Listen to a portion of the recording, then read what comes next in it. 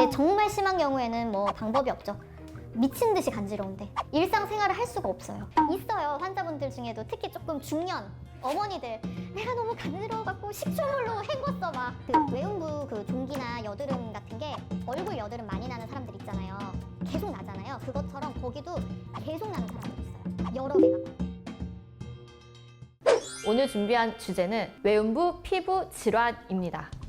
외음부 피부 질환은 사실 종류가 여러 가지가 있어요. 그 중에서 오늘 주로 얘기할 것은 소양감, 간지럼증에 대한 얘기예요. 이전에 준비했던 영상 중에 칸디다라는 곰팡이 질염 얘기했던 적이 있는데요. 곰팡이 질염의 증상이 엄청난 소양감이거든요. 그런데 이 곰팡이균이 질 밖으로 나와서 피부 쪽에까지 번지는 경우가 있어요. 혹은 그냥 피부에만 감염이 되는 경우가 있거든요. 그런 경우에는 엄청난 소양감을 유발하게 됩니다. 앞서 말씀드린 곰팡이균 감염 말고도 단순 피부 질환이 있어요. 이 단순 피부 질환은 가끔 산부인과에서 놓치는 경우가 있어요. 그래서 좀 여러 병원을 계속 다니고 수년간, 수개월간 고생하셨다가 병원에 오셔가지고 치료를 하는 경우도 있고, 운 좋게 잘 생각을 해서 피부과에 가서 치료를 받는 경우도 있고. 피부 질환의 대표적인 게 접촉성 피부염이에요. 그리고 태서나 병변이에요. 요거 두 개가 가장 흔한 간지럼 유발을 하는 병변이라고 생각을 하면 되고, 그 외에는 좀 특이한 피부 질환들이 있어요. 뭐 가끔 콘딜로마도 간지럽기도 하고, 그냥 뭐 종기나 그런 게 났을 때도 간지럼증을 유발하기도 하고요. 간혹 가다가는 그런 암 종류, 나쁜 아이들도 되게 미세한 간지럼증을 일으키는 경우도 있기는 하지만, 이쪽은 어느 산부인과를 가도 다 진료가 잘 되고 뭐가 튀어나왔기 때문에 환자분들도 뭐가 났어요, 뭐가 이상해요 라고 자기가 인지를 하고 병원에 가는 경우가 많아요. 하지만 간지러운 거는 대체 왜 간지러운지를 환자분들이 인지하지 못하는 경우가 많고, 또 며칠 지나면 좋아지겠지 이렇게 생각하고 병원을 안 가는 경우도 있거든요. 그리고 완전 악화가 돼서 병원에 내원을 하시는 경우도 있어요. 저는 원래 그 생리대 쓰면은 소양감이 너무 심하고 막 발진 생기고 해가지고 원래는 딱 한 브랜드 생리대밖에 못 썼었어요. 그럼 어떻게 치료해요, 선생님? 원인에 따라서는 다른데, 첫 번째는 먹는 약이에요. 뭐 접촉성 피부염에 의한 발진 같은 소양감이나 혹은 태선화가 된 피부 질환이나 이런 것들은 일단은 1차적으로 먹는 약 치료를 하고, 여기에서 호전이 잘 되지 않을 때는 2차적으로 좀 주사 치료까지 같이 하기도 해요. 대부분은 굉장히 많이 좋아지고요. 거의 완치가 되시고요.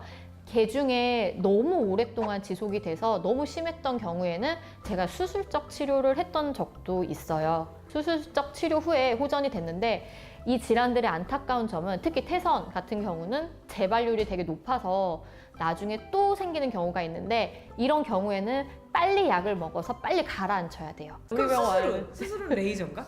아니요, 수술은 너무 심한 병변을 그냥 잘라내버려요. 그러면 세 달이 돌으면 안 괜찮아져요? 괜찮아져요. 괜찮아진 경우도 있고, 드물게는 재발을 또 하는 경우도 있고. 근데 정말 심한 경우에는 뭐 방법이 없죠.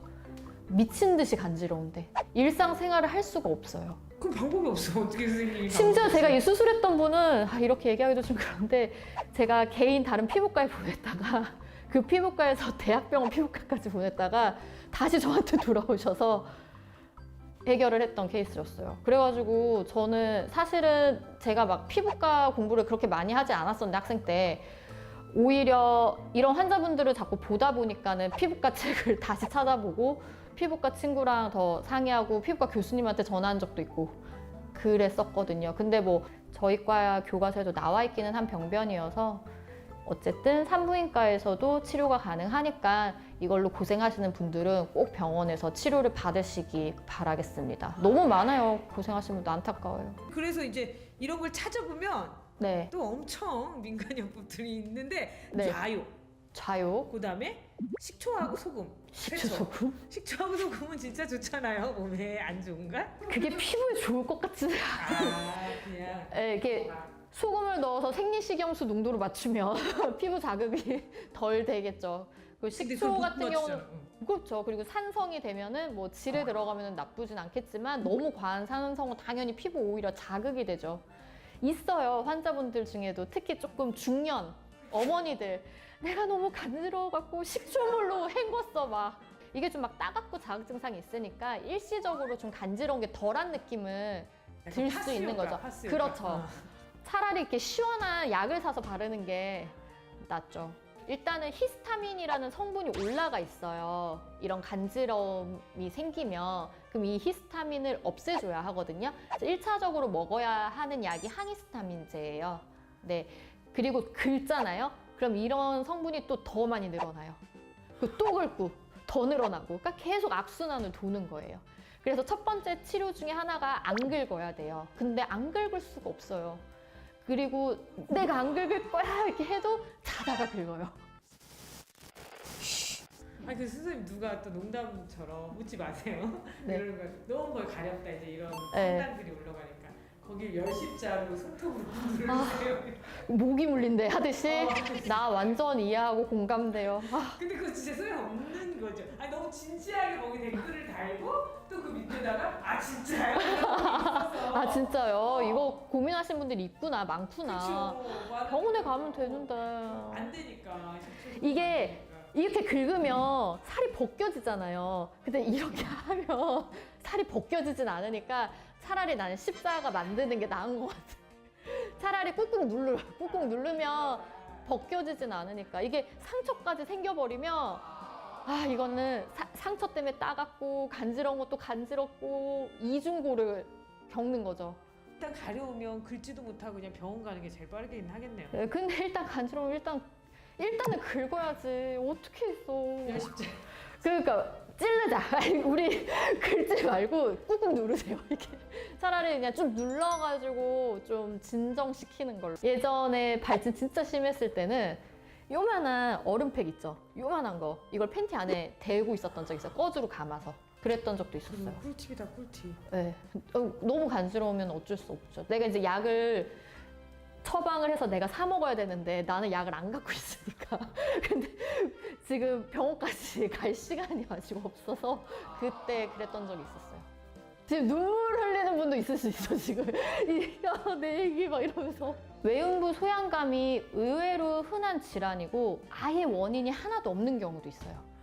교과서에도 딱 원인을 알 수 없는 외음부 소양감이라고 딱 챕터 이렇게 설명이 있을 정도로 눈으로 봤을 때도 멀쩡하고 그런 경우도 있는데 치료는 비슷해요.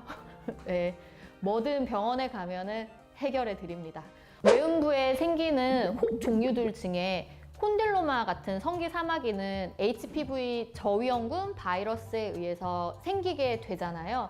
이거는 약간 조그만 오돌도돌한 사마귀들이 막 붙어가지고 꽃 피우듯이 막 퍼지거든요. 평소에 없었던 좁쌀만한 뭐가 막 생겼다. 그리고 약간의 소양감을 갖게 되는 경우도 있어요. 이런 경우에는 바로 병원으로 오셔야 돼요. 성기 사마귀일 확률이 꽤나 높기 때문입니다. 그거 말고 외음부에 종기, 여드름 이런 게 나는 경우가 있거든요. 이것도 궁금해 하시는 분들이 많아요. 환자분들 중에도 이게 왜 대체 왜 여기에 나는 거예요? 피부니까 나는 겁니다. 얼굴 뭐 등드름 이런 거 있잖아요. 그것처럼 거기도 똑같이 피지선도 있고 똑같이 표피, 진피 그냥 똑같은 피부거든요. 그러다 보니 거기에도 여드름, 종기 이런 것들이 생겨요. 치료는 사실 비슷해요. 이게 자주 나는 분들은 집에서 혼자 압출을 하기도 하더라고요. 뭘로요?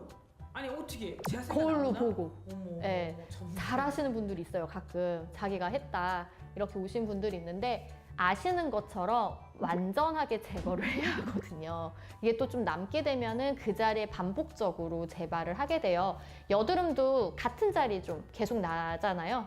아시죠? 그것처럼 여기도 같은 자리에 또 나는 경우가 생각보다 많아요.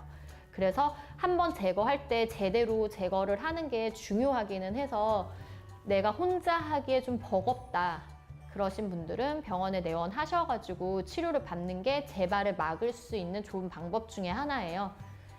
보면은 단순히 얼굴 여드름처럼 늘 안에 막 농양이 있는 건 아니고요. 주변 조직부가 부어있는 경우가 꽤 많아요. 그런 경우에는 무조건 압출만이 답은 아니고 일단 염증만 가라앉혀도 농 안 생기고 바로 없어지는 경우도 많거든요. 그래서 초기에 이게 한 2, 3일 지켜봤는데 없어지면 안 오셔도 돼요. 근데 얘가 지속적으로 있거나 약간 커지는 느낌이 드는데 그러면 작은 사이즈일 때 병원에 오시는 게 더 좋은 치료 결과를 낳습니다.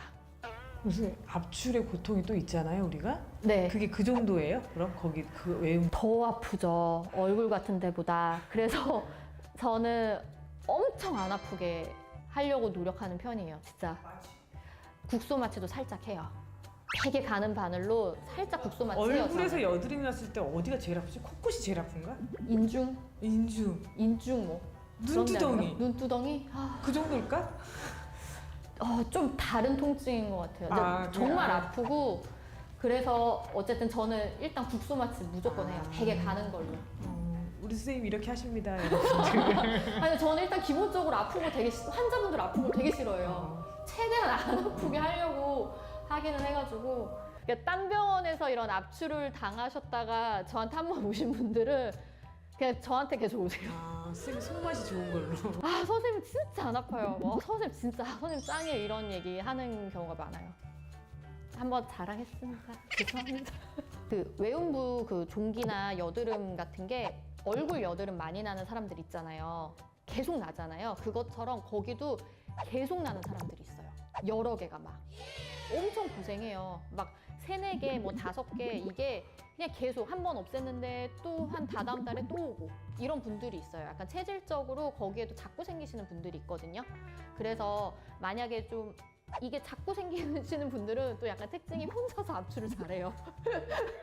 얼굴 여드름처럼 이제 내 몸 원래 내가 잘 알잖아요.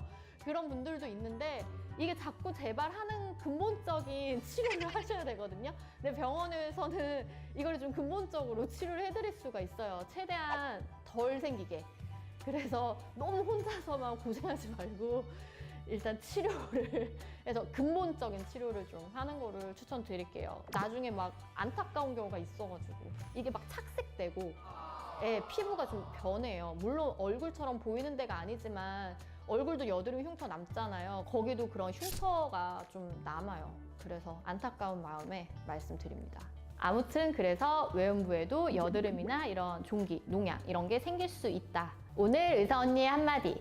외음부 피부도 같은 피부이니까 종기, 여드름 날 수 있어요. 놀라지 말고 병원에 오시면 되십니다. 입니다.